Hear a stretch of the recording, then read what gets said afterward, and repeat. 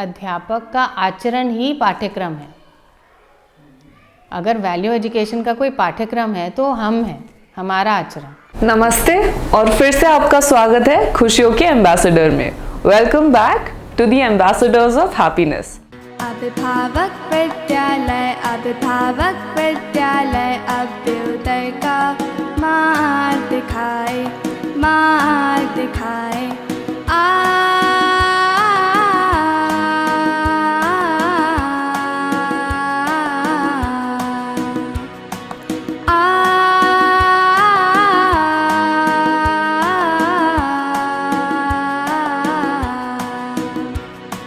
मानवता का मार्ग दिखाए, समाधान से जीना सिखाए, कल्पना को साकार कराए, मानव का अध्ययन कराए, अखंड समाज को तय कराए, 10 सोपानों में जीना सिखाए।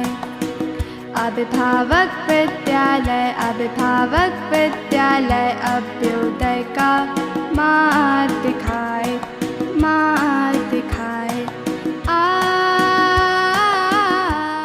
पिछली बार आपने देखा कि छत्तीसगढ़ की राजधानी रायपुर में स्थित अभिभावक विद्यालय किस तरह से बच्चों को मानवीय मूल्यों के साथ शिक्षा प्रदान कर रहा है। आज हम आपकी मुलाकात करवाने जा रहे हैं उन अध्यापिकाओं से जिन्होंने कभी अभिभावक के रूप में अपने बच्चों का एडमिशन इस विद्यालय में करवाया था और आज वे स्वयं अध्यापिका बनकर बच्चों को सही शिक्षा संस्कार दे रही हैं और वो भी स्वेच्छा से, बिना किसी सैलरी के।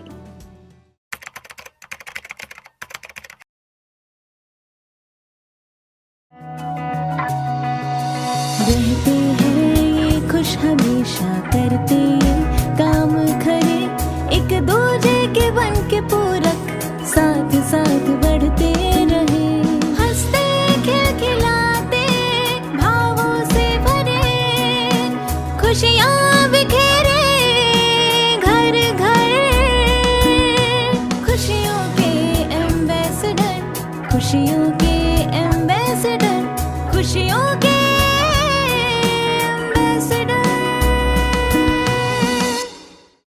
ये हैं किरण दीदी, जो कभी इस बात से परेशान थीं कि उनके बेटा जी जो सिर्फ 3 वर्ष के थे, काफी गुमसुम से रहा करते थे, बेहद शर्मीले से थे, दूसरे बच्चों के साथ घुल मिलकर नहीं रह पाते थे।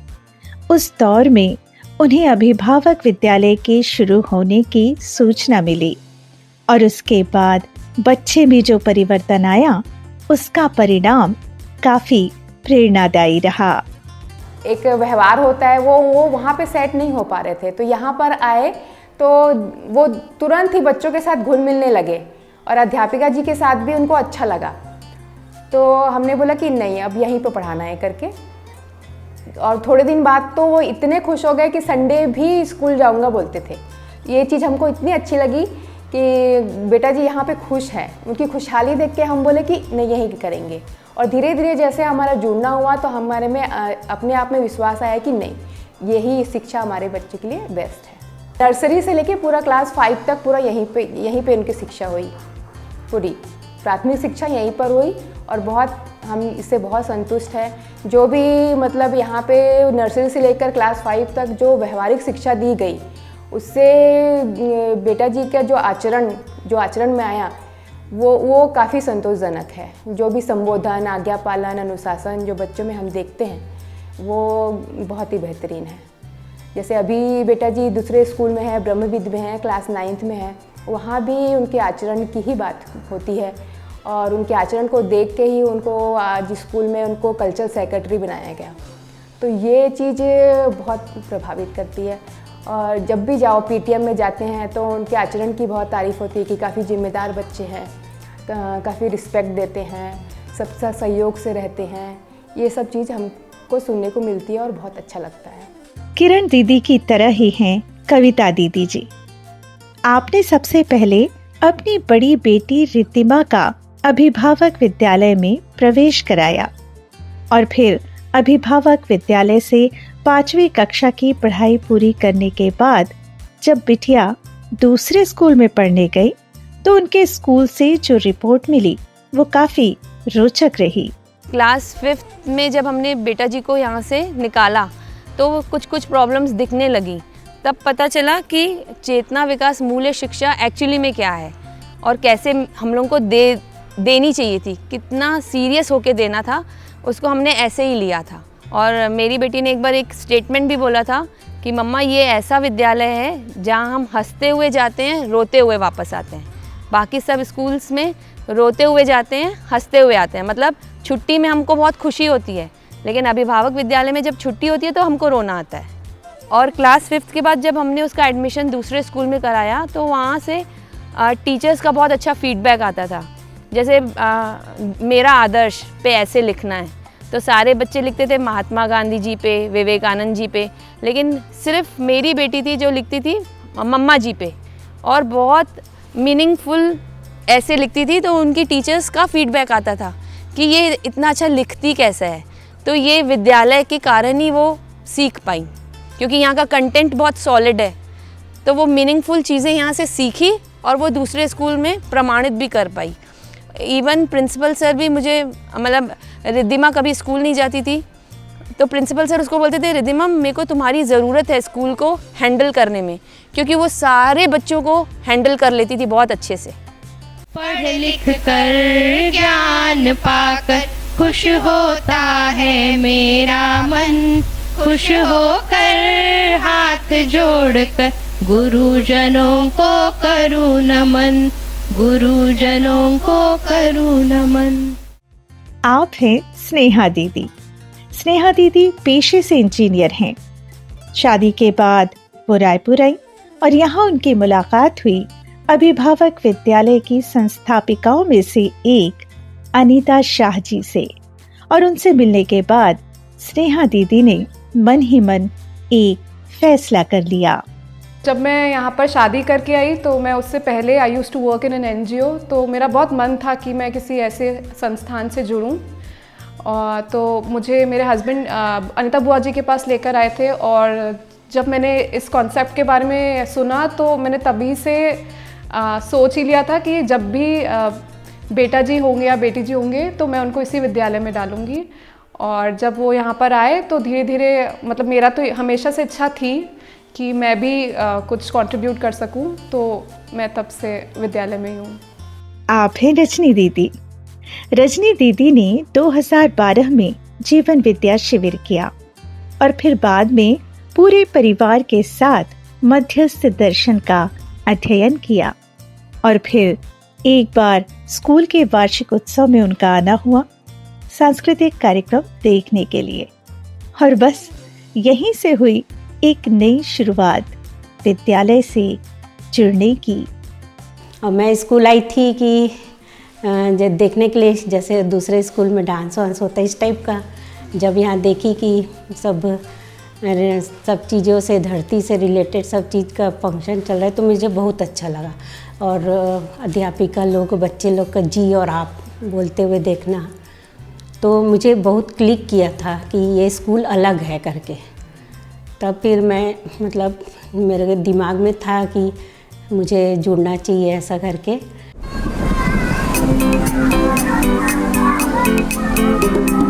पानी गिरा झम झम झम, छाता लेकर निकले हम। पानी जब भी आता है सबकी प्यास बुझाता है। पानी जब भी आता है सबके मन को भाता है। पानी गिरा झम झम झम, छाता लेकर निकले हम। अभिभावक विद्यालय में पढ़ने पढ़ाने की विधि भी बहुत ही रोचक है। बच्चों को अध्यापिकाएं कुछ इस तरह से पढ़ाती हैं कि आप भी जानकर चकित रह जाएंगे।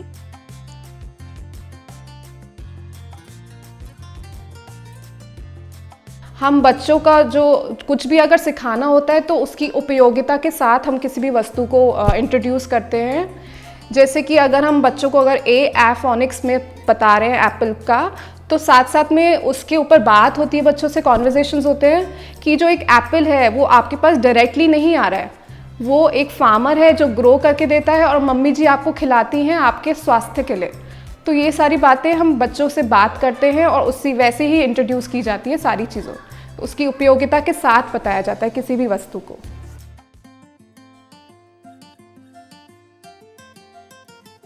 जैसे कि अब 5 है नींबू, है ना, और उसमें से हम माइनस करना है, घटाना है, तो 3 नींबू हम अपने भाई जी को दे दिए, है ना। तो दे दिए 3 नींबू, तो अब बच गया कितना, 2।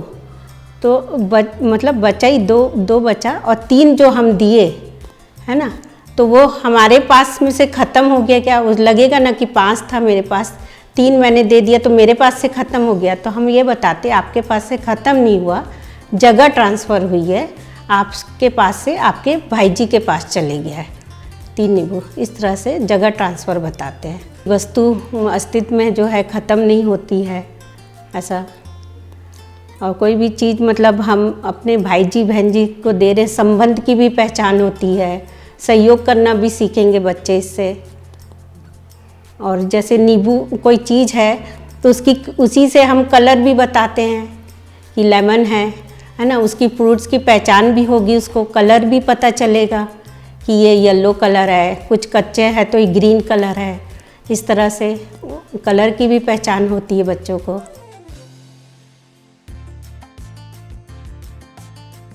जैसे पढ़ते थे स्कूल में तो इसको विलोम शब्द बोलते थे, यानी कि विपरीत शब्द, इसका उल्टा।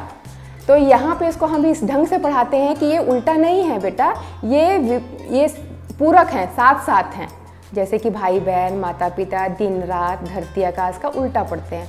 तो यहाँ पे यही सिखाया जाता है कि उल्टा जैसे कोई चीज़ होता नहीं है ना, ये सब एक दूसरे के पूरक होते हैं, एक दूसरे के सहायक होते हैं, एक दूसरे के सहयोग के लिए होते हैं। ये बात बहुत अच्छी लगती है और ये बच्चों तक जाती भी, हम उसको संबंध से जोड़ पाते हैं। कैसा लगता है अपने बच्चे के साथ अन्य बच्चों को भी पढ़ाना? मुझे बहुत ही अच्छा लगता है कि मैं बेटा जी को पढ़ाने में इतना मैं उनका कंट्रीब्यूट कर पा रही हूँ। और साथ साथ में क्योंकि बेटा जी के क्लास में जितने भी बाकी सब बच्चे हैं, बेटा जी हैं, तो उनको भी मैं उसी नज़रिए से देख पाती हूँ कि अगर मेरे बेटा जी को ये चीज़ और ये चीज़ आ रही है तो ये सभी बच्चों को आनी ही चाहिए, और उनको भी ये सारी मैं सिखा पाती हूँ कि ये सब चीज़ें ज़रूरी हैं उनको सीखने के लिए, और वो भी सीखे इस चीज़ को। अब मेरे समझ में आया है कि जैसा हम इनपुट देंगे वैसा ही आउटपुट आएगा। तो मेरे को चेतना विकास मूल्य शिक्षा का ही इनपुट देना है, तो फिर मैं श्योर हूँ कि मेरा बच्चा कैसे निकलेगा। नहीं तो एक अनसर्टेनिटी रहती है, और अभी भी फ्रेंड्स के साथ बातें होती है तो फ्रेंड्स बोलती हैं कि हम तो कर रहे हैं बच्चों के लिए, लेकिन पता नहीं ये अच्छा निकलेगा कि नहीं निकलेगा। अब इससे हट गया है, हम सही करेंगे बच्चों के लिए तो निश्चित ही बच्चा अच्छा ही निकलेगा।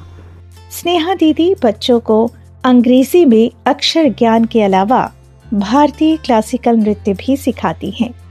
बच्चों को नृत्य सिखाना क्यों जरूरी है, इस पर उनके विचार एक अलग ही दृष्टिकोण प्रस्तुत करते हैं। नृत्य जब हम बचपन में सीखा करते थे तो उसका जो मतलब है, मतलब हम क्यों नृत्य सीख रहे हैं, हमें क्यों सीखना चाहिए नृत्य, वो सिर्फ एक ना क्योंकि हमको अच्छा दिखना है, हम चाहते हैं कि लोग सब हमारी तारीफ़ करें, हमें अट्रैक्ट करना है, तो उस वजह से हम सीखते थे, हमें सिखाया जाता था। यहाँ आके मैं समझी कि नृत्य जो है वो स्वस्थ रहने के लिए, अपने शरीर को स्वस्थ रखने के लिए है। तो यहाँ पर भी मैं देख पाती हूँ कि जैसे जब हम बचपन में सीखा करते थे तो नृत्य मेनली जो होता था वो लड़कियों का ही समझा जाता था कि लड़कियां ही सीखेंगी, लेकिन यहाँ पर बेटा जी हो या बेटी जी हो सभी बहुत अच्छे से भरतनाट्यम सीख पाते हैं, और उनको भी ये समझ है कि नृत्य हम कर रहे हैं तो वो हमारे स्वास्थ्य के लिए है, तो लोग बहुत ही अच्छे से सीखते भी हैं और करते भी हैं। कविता दीदी अपने दूसरे बच्चे को भी इसी विद्यालय में पढ़ा रही हैं और साथ में सभी बच्चों को भी मैथ्स पढ़ाती हैं।